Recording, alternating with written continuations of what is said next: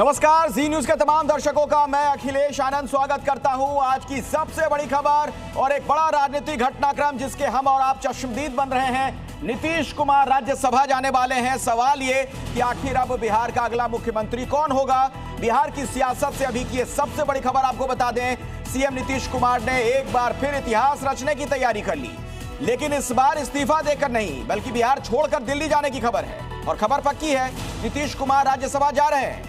सिर्फ इस बात की तस्दीक खुद उन्होंने की है। सिर्फ 106 दिन पहले 20 नवंबर को जिस गांधी मैदान में उन्होंने 10वीं बार मुख्यमंत्री पद की शपथ ली थी, आज वहां की हवाएं बदल चुकी हैं। एक तरफ पटना की सड़कों पर जेडीयू कार्यकर्ताओं का भारी विरोध हो रहा है, तो दूसरी तरफ आरजेडी से सियासी अपहरण की संज्ञा दे रही है। तो बिहार की राजनीति से एक बड़ा अपडेट आपको दे दें। राज्यसभा जाएंगे नीतीश कुमार, कुछ ही देर में नामांकन भरने वाले हैं और अमित शाह भी इस नामांकन में शामिल होंगे। यह भी एक बड़ी खबर सामने आ रही है। तो बिहार में यह नीतीश युग का अंत आप कह सकते हैं। एक बड़ा राजनीतिक अध्याय वहां पर समाप्त होने जा रहा है। लंबे वक्त से बिहार के मुख्यमंत्री रहे हैं नीतीश कुमार।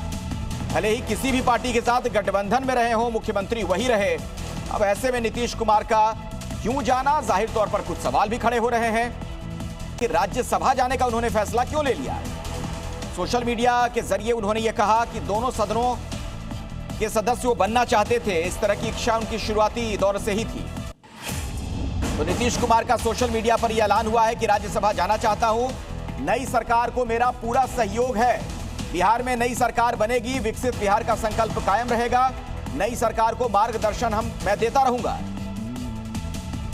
ये तमाम बातें नीतीश कुमार कहते हुए नजर आए। सोशल मीडिया के जरिए एक्स पर जो उन्होंने पोस्ट किया वो भी हम आपको दिखा रहे हैं। तो नई सरकार को मार्गदर्शन रहेगा, ये उनका कहना था और वो खुद राज्यसभा जाना चाहते हैं। इस तरह की बात उन्होंने कही है सोशल मीडिया के जरिए।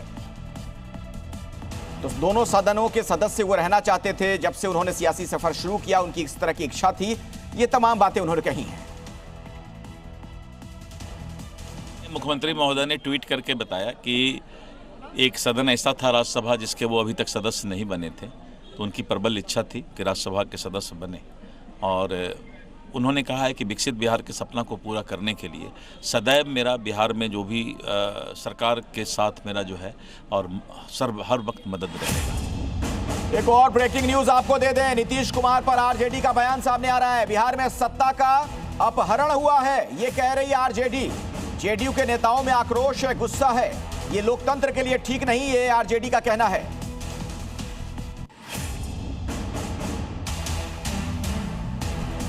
बड़ा राजनीतिक अपहरण इतिहास में कहा जाएगा कि जिस तरह से आदरणीय नीतीश कुमार जी को हटाने का, कुर्सी से बेदखल करने का प्लान बीजेपी ने तैयार किया, ये कभी भी लोकतंत्र के लिए ठीक नहीं है। अब ये तो स्पष्ट दिख रहा है कि सहयोगी दलों के साथ क्या रवैया रहता है भाजपा का। अरविंद मोहन जी आपको स्क्रीन पर नजर आ रहे हैं। अंकुश श्रीवास्तव जी भी हमारे साथ जुड़े हुए हैं। बिहार की राजनीति को आप दोनों बहुत ही करीब से जानते हैं, समझते हैं। मैं आपके पास आऊंगा, लेकिन उससे पहले जरा पटना चल लेते हैं। हमारे वरिष्ठ सहयोगी प्रशांत भी आपको नजर आ रहे हैं। प्रशांत, अब अभी क्या अपडेट है, कोई नई जानकारी सामने आ रही है क्या? देखिए अखिलेश, हम अभी विधानसभा के ठीक सामने खड़े हैं और विधानसभा तमाम विधायकों की गाड़ी आप देखेंगे जो कतारबद्ध है। ये तमाम लोग आप विधानसभा जा रहे हैं। लगभग जो 202 विधायकों की सूची है एनडीए की, वो तमाम विधायक अब अंदर जा रहे हैं। अभी उपेंद्र कुशवाहा भी अंदर जा चुके हैं। अब थोड़ी देर में यहाँ पर सम्राट चौधरी, विजय सिन्हा, विजय चौधरी के साथ साथ नीतीश कुमार, नितिन नवीन, शिवेश कुमार और ये तमाम लोग यहाँ आएंगे। रामनाथ ठाकुर आएंगे जिनको यहाँ नॉमिनेशन करना है। और आप देख लीजिए यहाँ पर सुरक्षा व्यवस्था भी दिखाना चाहता हूँ। पूरी तैयारी है, यहाँ पर पूरी सुरक्षा व्यवस्था है। हर गाड़ी को चेक करके भेजा जा रहा है। लेकिन सबसे बड़ी बात है कि नीतीश कुमार ने जब आज ट्वीट कर दिया, उसके बाद जो विरोध था जेडीयू में वो भी शांत पड़ गया है। लेकिन एक बात बताना चाहूँगा अखिलेश, 21 साल के बिहार की पॉलिटिक्स करने के बाद नीतीश कुमार ने जो ये फैसला लिया है, इस फैसले के पीछे कहीं न कहीं उनका जो पुत्र मोह है वो भी अब सामने आया है। इसलिए उन्होंने राज्यसभा खुद के लिए चुना है और निशांत के लिए बिहार की पॉलिटिक्स में एंट्री भी उन्होंने तय कर दी है। और जिस तरह से आज उनकी विदाई भी है, एक तरह से मान लीजिए, ठीक इसी तरह से निशांत का स्वागत भी होगा बिहार में।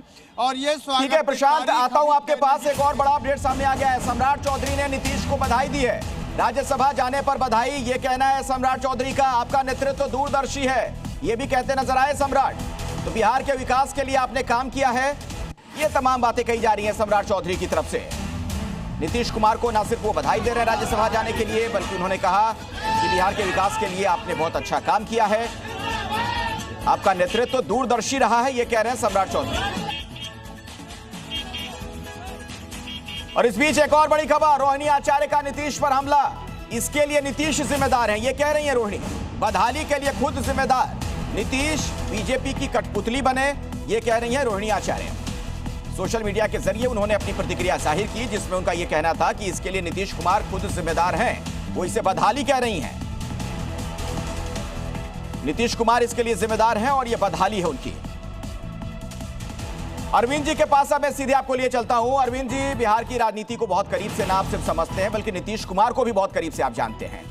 यह तर्क कितना आपके गले उतर रहा है कि वो चूंकि दोनों सदनों में जाने की उनकी इच्छा थी, जब से सियासी सफर उन्होंने शुरू किया था, इसीलिए वो जा रहे हैं?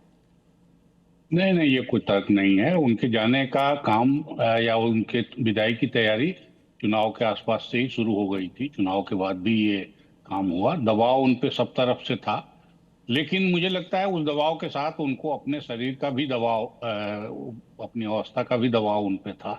तो सब सोच के उन्होंने ये फैसला लिया है। लेकिन एक तरह से जो वो काम करते रहे हैं, 4 दफे उन्होंने सरकार बदलने में इधर से उधर की भूमिका निभाई, इस बार भी मैंडेट उन्होंने 5 साल के नाम पे लिया, अपने नाम पे लिया। और अब अगर वो जा रहे हैं तो निश्चित रूप से कुछ लोगों की नाराजगी जो है वो सही है अपनी जगह, कि मैंडेट तो आपके नाम पे लिया गया, अब आप क्यों जा रहे हैं। लेकिन जो उनकी अवस्था है शारीरिक, और फिर गठबंधन में जिस किस्म के दबाव हैं, और एक बड़ी गलती उनकी तरफ से ये है कि उन्होंने अपनी कोई पार्टी संगठन पे ध्यान नहीं दिया, कोई उत्तराधिकारी चुनने का कोई संकेत पहले नहीं दिया।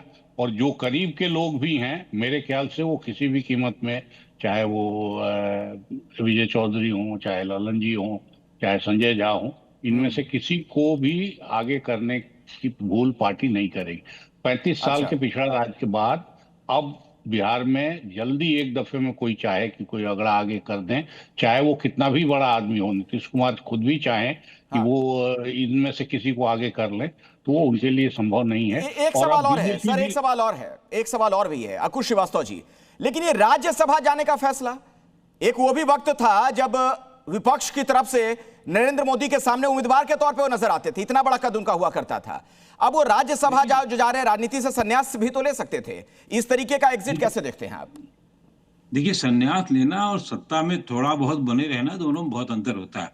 दूसरा, राज्यसभा जाने की बात इनकी आज से नहीं चल रही है, ये बहुत पहले से चल रही थी। इवन जब